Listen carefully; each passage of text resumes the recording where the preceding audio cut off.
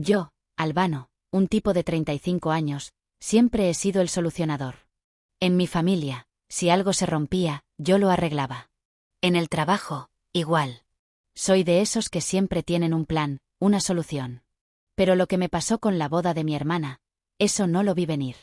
La pantalla detrás de mí mostraba cronogramas de implementación y protocolos de migración de servidores, pero lo único que escuchaba era el zumbido implacable de mi teléfono. Estaba a mitad de una frase, guiando al equipo ejecutivo a través de un despliegue de seguridad, cuando las vibraciones se intensificaron, 3, 4, 5 seguidas. Hice una pausa. Nunca interrumpo una presentación, especialmente no una tan importante, pero algo en mi estómago se retorció. Me excusé con un rápido un momento y salí. En el pasillo, desbloqueé mi teléfono y me quedé mirando. El primer mensaje era de mi madre. No estás invitado. Alejandra no te quiere allí. Parpadeé, pensando que había leído mal. El siguiente mensaje llegó como si estuviera programado. Ha habido un cambio de planes. Aleja siente que has estado haciendo de la boda algo sobre ti. Los padres de Alfonso se ofrecieron a ayudar, pero pidieron un día sin dramas. Mis manos temblaron. Desplacé la pantalla más abajo. Por favor, no reacciones exageradamente. Ella solo quiere que este día sea perfecto. Esperamos que puedas entender. ¿Entender? Después de cubrir el depósito del lugar, después de pagar el catering, el fotógrafo, los alquileres, más de 98,000 en gastos, cada uno transferido desde mi cuenta con la silenciosa esperanza de que tal vez, solo tal vez, nos acercaría. Y ahora estaba siendo borrado, eliminado del día que había hecho posible. Sentí la presión acumularse detrás de mis ojos, pero me obligué a mantenerme erguido. Mi pulso latía con fuerza.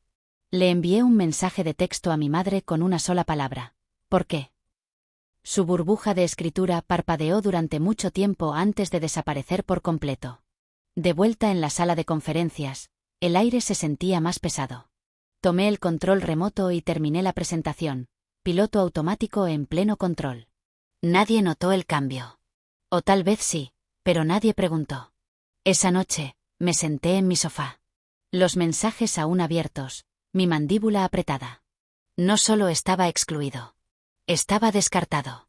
Y por primera vez en mi vida, algo dentro de mí no se marchitó. Audio. En nuestra casa de la calle Sol, los roles no se asignaban. Simplemente sucedían. Alejandra se llevaba el brillo. Yo, la libreta. Cuando las tuberías reventaron durante una helada invernal, fui yo quien buscó fontaneros de emergencia en Google mientras mamá caminaba de un lado a otro. Cuando papá volvió a olvidar la factura de la luz, fui yo quien llamó a la compañía de servicios públicos y organizó un plan de pago. Tenía 12 años. Alejandra todavía se está descubriendo a sí misma, decía mamá cada vez que señalaba el desequilibrio. Tú siempre has sabido qué hacer. Empecé a usar la competencia como una armadura, incluso cuando me pellizcaba. Alejandra flotaba por la escuela en una nube de prórrogas de última hora y encantó. Yo me quedaba despierto reescribiendo ensayos, codificando cuadernos por colores, construyendo sistemas donde no existían. Ella giraba en la práctica de animadoras. Yo me ofrecía como voluntario para ferias de ciencia y llenaba formularios FAFSA por mi cuenta. Cuando me gradué de valedictorio, nadie se sorprendió, solo se sintieron aliviados de que no los hubiera defraudado. Me fui a la universidad en Seattle con 2 bolsas de lona y una promesa silenciosa de que nunca dependería de nadie de la forma en que todos habían dependido de mí. 4 años después, crucé el escenario summa cum laude con una oferta de trabajo ya en la mano. Trabajé hasta tarde, ahorré agresivamente y viví en un estudio con paredes delgadas como el papel mientras otros descorchaban champán con su primer cheque de pago. Cuando se vendió nuestra startup, me desperté millonario. Sin anuncio, sin coche de lujo, solo un saldo de cuenta tranquilo en el primer aliento de espacio que jamás había conocido. Ahí es cuando empezaron las llamadas. El coche de papá necesitaba ser reemplazado. Las horas de mamá se redujeron. El contrato de alquiler de Alejandra terminó mal. Ayudé cada vez, no porque me lo pidieran, sino porque había sido entrenado para anticipar la petición antes de que llegara.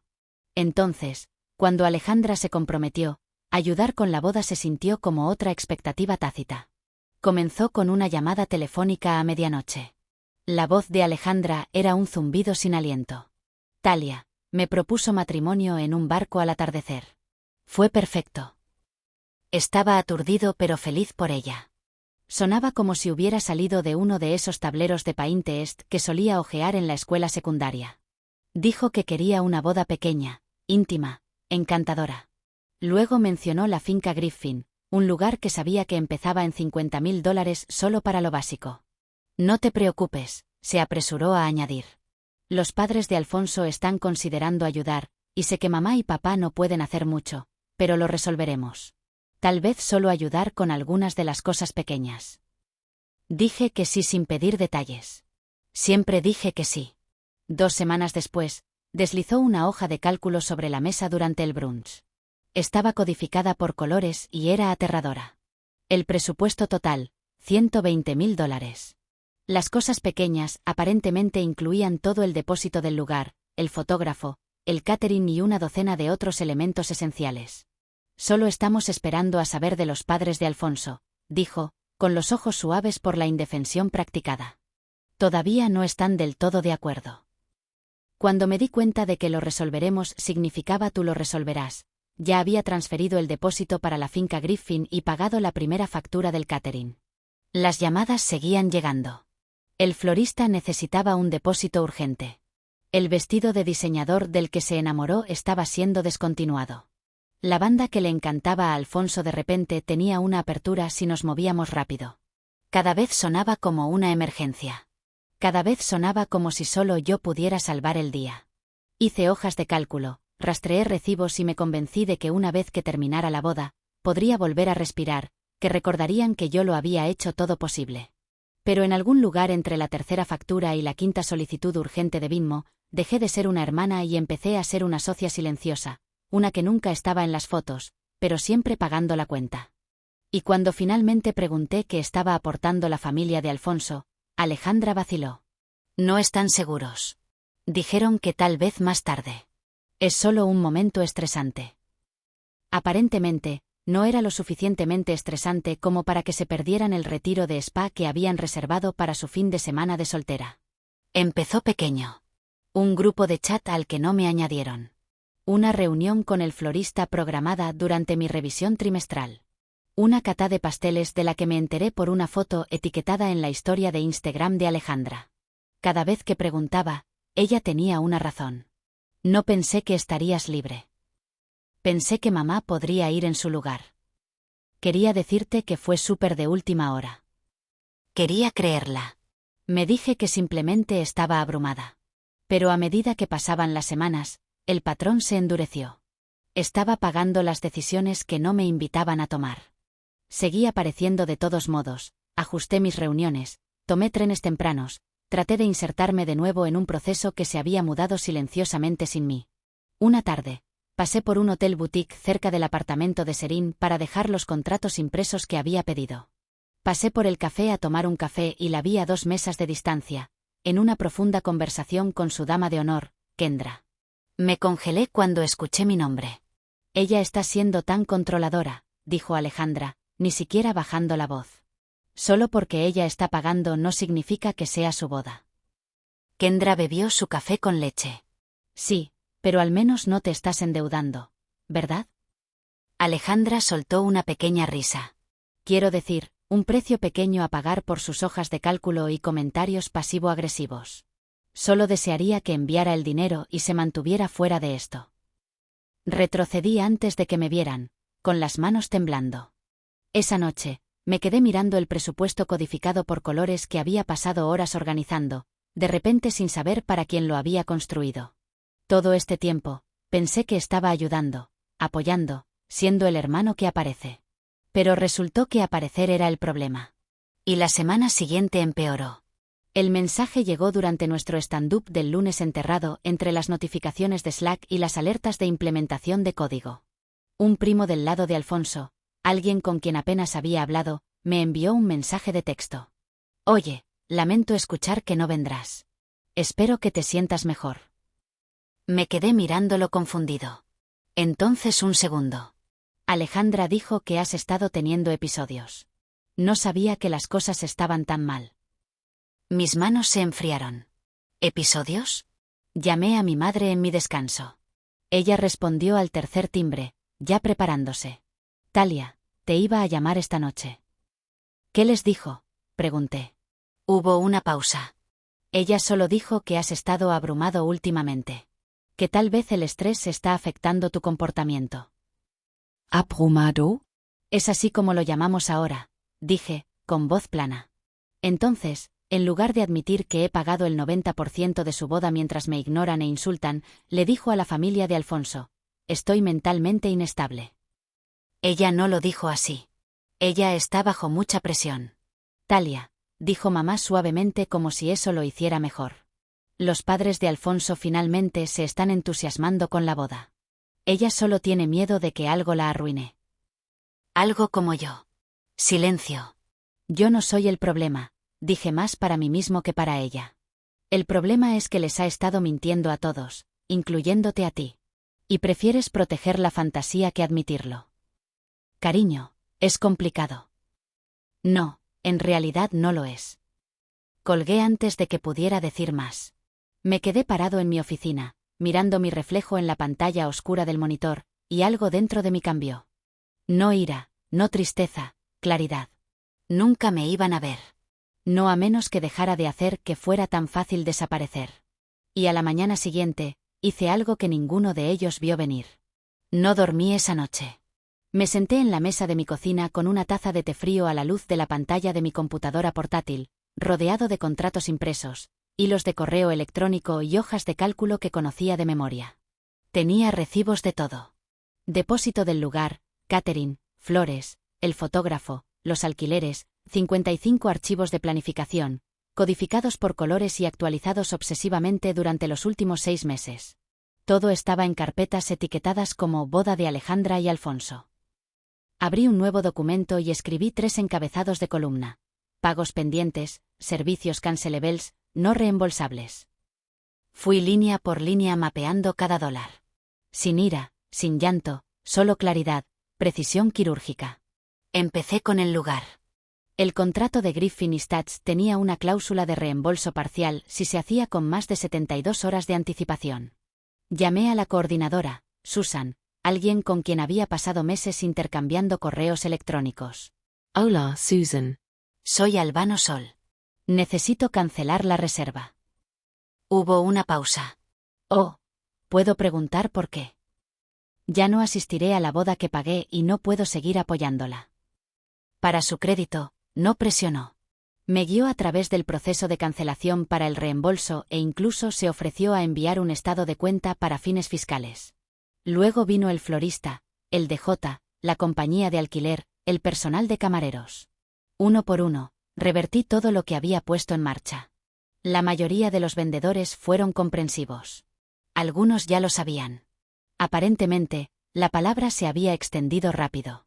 No eres el primero, me dijo el fotógrafo en voz baja. Pero podrías ser el más valiente. A primera hora de la noche, había completado todas las cancelaciones que pude. Transferí los reembolsos parciales a mi cuenta de ahorros y cerré la sesión. Luego fui a la carpeta de planificación compartida, a la que todos tenían acceso, pero nadie había contribuido. Descargué todo, hice una copia de seguridad y lo eliminé de la nube. Desaparecido. Cada organigrama, cada cotización, cada hoja de cálculo. Cerré la computadora portátil y exhalé. No me había dado cuenta de cuánto espacio ocupaba todo física, mental y emocionalmente. Por primera vez en meses, me sentí ligero como una pluma. Y entonces sonó mi teléfono. No necesitaba mirar para saber que era Alejandra. En el momento en que contesté, ya estaba gritando. ¿Qué diablos te pasa? La voz de Alejandra se rompió a través del teléfono. El lugar acaba de llamar. Los floristas cancelaron. Todo se está desmoronando y es tu culpa. No me inmuté.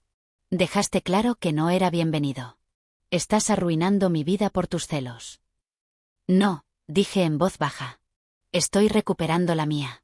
Querías una boda perfecta sin mí. Ahora no tienes ninguna de las dos. Ella sollozó, luego colgó. 5 minutos después, llamó mi madre. Dejé que fuera al correo de voz. Luego vinieron mi padre y una serie de textos que no me molesté en leer. Los bloqueé a todos, no por ira, sino por autoconservación. Abrí una ventana del navegador y busqué cabañas en la costa de Washington. Encontré una escondida entre los árboles cerca de un tramo de playa que recordaba de un viaje por carretera hace años. Sin wifi, sin servicio, solo silencio. Lo reservé por una semana, empaqué una bolsa de lona y lo dejé a la mañana siguiente antes de que la ciudad se moviera siquiera. Sin anuncio, sin explicación. Cuando se dieron cuenta de que me había ido, ya estaba en helada, con el viento en la cara. Teléfono apagado, mirando la costa desvanecerse detrás de mí. No había venganza en mi corazón, solo silencio, solo espacio. Y mientras el barco se dirigía hacia la península, sentí que algo se desenrollaba en mi pecho, un aflojamiento que había tardado años en comenzar.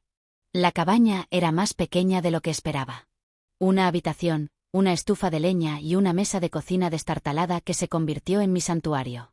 Dejé mi computadora portátil en casa. Mi teléfono permaneció apagado. El silencio no estaba vacío. Era una especie de presencia que no había sentido en años. Cada mañana, caminaba por senderos húmedos que olían a pino y musgo. Al segundo día, traje un diario conmigo. No del tipo que había guardado para el trabajo o la planificación, sino páginas en blanco sin líneas donde escribí todo lo que nunca había dicho en voz alta. Escribí sobre el cumpleaños que Alejandra se saltó. Las noches que me quedé despierto arreglando los impuestos de papá. La Navidad que pagué los regalos de todos y nadie se dio cuenta. La sensación de ser útil pero nunca apreciado. De ser contado, pero nunca incluido. Al quinto día, encontré una cascada escondida al final de un camino estrecho. Me senté cerca y rompí cada página del diario en tiras, dejándolas caer en la corriente una por una. Se sintió infantil y sagrado. Cuando salí de la península, el dolor vino conmigo, pero era diferente. Más nítido en forma, pero mío ahora en mis términos. Reservé un terapeuta antes de desempacar. La doctora Kessler no pidió la historia de fondo de inmediato. Preguntó quién era yo cuando no estaba arreglando cosas para otras personas. Fue la primera pregunta que me hizo llorar. Empezamos lento. Patrones, límites, mitos familiares. Me presenté cada semana. Dejé de justificar lo que sentía. Dejé de explicar quién era. El dolor no desapareció, pero dejó de controlar la habitación. Y cuando llegaron las vacaciones, no volví a Eugene. Hice otros planes, los míos propios. La primavera llegó en silencio. Sin grandes revelaciones, solo pequeñas elecciones que se sumaron. Cambié la firma de mi correo electrónico. Me di de baja del texto grupal.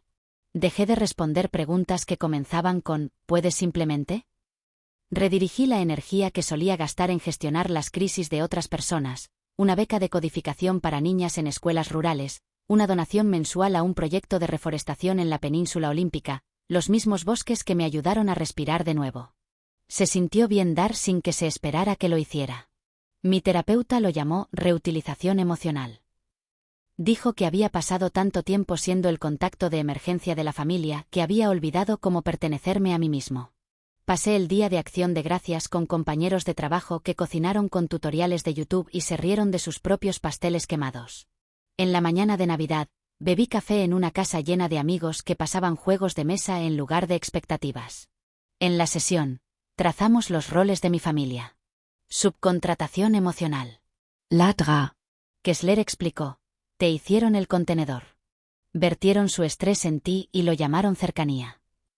Asentí ya sabiendo que era verdad. Simplemente no tenía palabras para ello. Hablamos de culpa, también.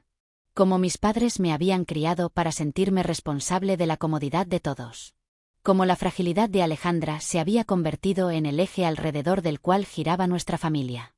Pero ahora, estaba eligiendo una nueva órbita, una que no requería que me encogiera. Dejé de mantener el control. Dejé de leer entre líneas los textos tibios. Dejé que el silencio se extendiera.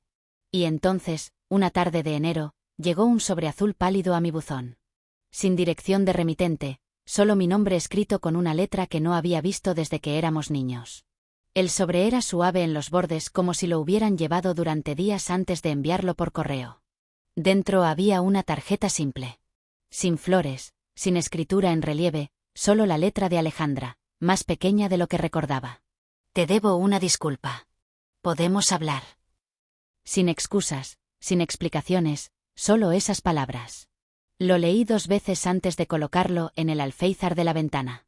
Se quedó allí durante 3 días hasta que finalmente le envié un mensaje de texto. Martes, 3 de la tarde, Grace and Finch Café. Ella respondió con un simple «estaré allí». Llegué temprano, pedí té de menta y elegí una mesa cerca de la parte de atrás. Cuando Alejandra entró, apenas la reconocí. Atrás quedaron los tacones y las ondas seleccionadas. Llevaba un suéter gris y sin maquillaje, su cabello recogido en un nudo desordenado que no parecía deliberado. «No estoy segura de por dónde empezar», dijo después de que nos sentamos. Su voz no temblaba. Estaba tranquila. No respondí. Esperé. He estado en terapia, dijo. Desde octubre. Alfonso y yo nos estamos divorciando. Él no hizo nada malo. Exactamente. Simplemente construí toda mi identidad en torno a la aprobación de otra persona. La suya, la tuya, la de mamá. Seguí escuchando. Dije mentiras, dijo, mentiras grandes sobre ti, sobre tu salud mental. Tenía miedo de que su familia no me aceptara. Entonces, les di una versión de la realidad donde yo no era el problema. Y te dejé cargar con el costo por ello, financiera, emocional, todo. No sentí ira. Ya no. Solo algo como dolor suavizado por el tiempo.